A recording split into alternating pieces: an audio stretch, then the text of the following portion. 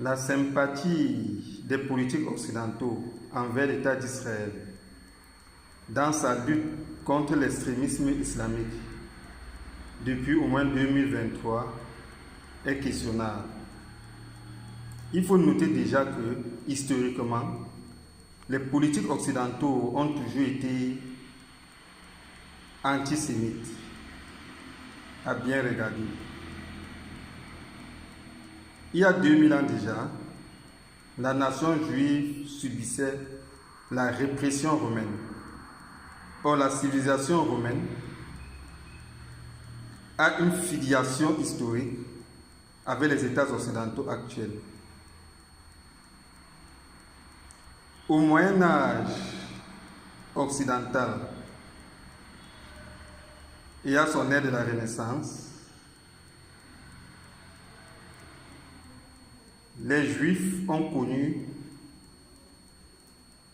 des persécutions des monarchies occidentales sous la bénédiction de l'Église catholique romaine. C'était les fameuses inquisitions.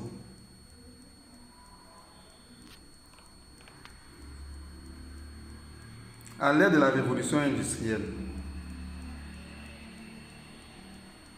les milieux capitalistes occidentaux ont suscité l'émergence du fascisme, dont le caractère antisémite est clairement affirmé. D'autre part, pour ce qui est de l'extrémisme islamique au Proche-Orient, il faut dire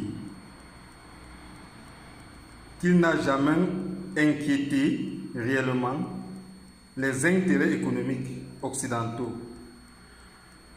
bien qu'affirmant que la nation juive serait une projection au Proche-Orient de l'impérialisme occidental. L'anti-impérialisme de l'islamisme au Proche-Orient, son anti-impérialisme occidental présumé ne se limite qu'à l'antisionisme.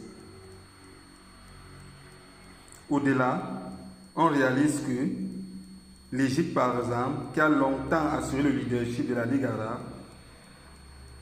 accorde aujourd'hui le passage des navires occidentaux et l'exploitation de ces hydrocarbures au niveau du canal de Suez aux entreprises occidentales.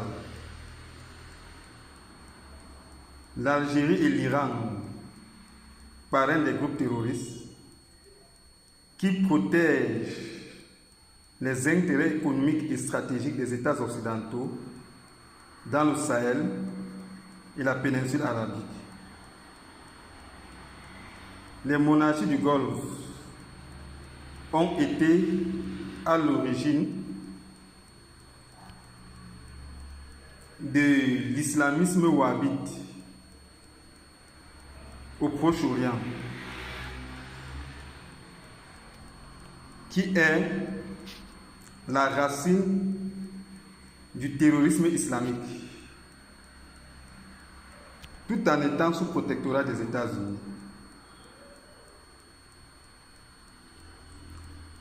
Si on revient à 2023 et à ce conflit qui oppose l'État d'Israël à l'extrémisme islamique et à son caractère terroriste au Proche-Orient, et si on y questionne la position des politiques occidentaux, on réalise clairement que l'Église catholique romaine a pris position pour le Hamas dans la bande de Gaza, au point de présenter, lors de la fête de Noël 2023, l'enfant Jésus comme étant dans une crèche sur le décombres des bombes israéliennes, le présentant ainsi comme étant plus palestinien qu'israélien. Les missions humanitaires dans la bande de Gaza visaient plus à assister alimentairement le Hamas que les populations palestiniennes. On a rarement vu ces missions humanitaires être si sincères dans son assistance aux personnes sinistrées. Des tunnels du Hezbollah ont été découverts près des positions des casques bleus au Liban. Pour ce qui est des États-Unis, sous le prétexte de négocier l'arrêt du programme d'armement nucléaire iranien, les États-Unis ont cherché à faire jouer la montre et à permettre à l'Iran d'arriver au bout de son programme d'armement nucléaire. Nul n'aurait été la vigilance de l'armée israélienne qui, par anticipation, a détruit des installations en Iran abritant un tel projet par des bombardements aériens. Aujourd'hui, l'Iran serait une menace nucléaire réelle pour l'État d'Israël et le Proche-Orient. Le désir des États-Unis d'entrer directement en conflit contre l'Iran et d'intensifier des frappes généralisées en Iran qui susciteraient un désastre humanitaire dans ce pays et dont l'alibi recherché ou trouvé par les États-Unis serait les attaques de ces bases militaires, ne vise qu'à susciter un sentiment antisémite et la résurgence de l'extrémisme islamique plus renforcé en Iran, suscité par un sinistre humanitaire découlant des bombardements américains sous le prétexte d'une assistance à l'État d'Israël.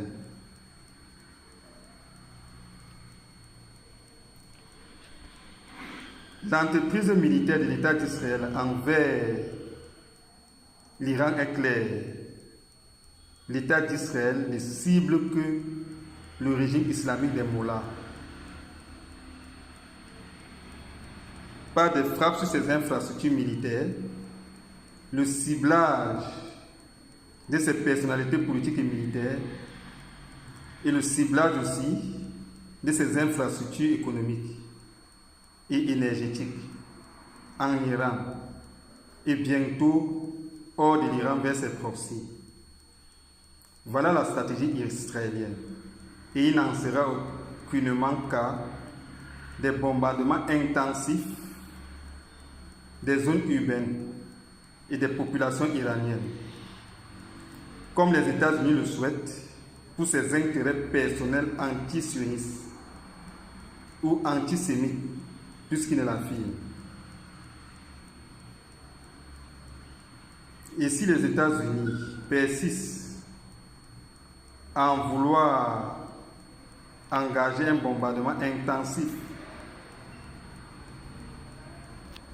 des populations iraniennes, eh bien, la conséquence pourrait être des frappes sur les bâtiments de guerre des États-Unis sans que le véritable auteur n'assume forcément l'acte.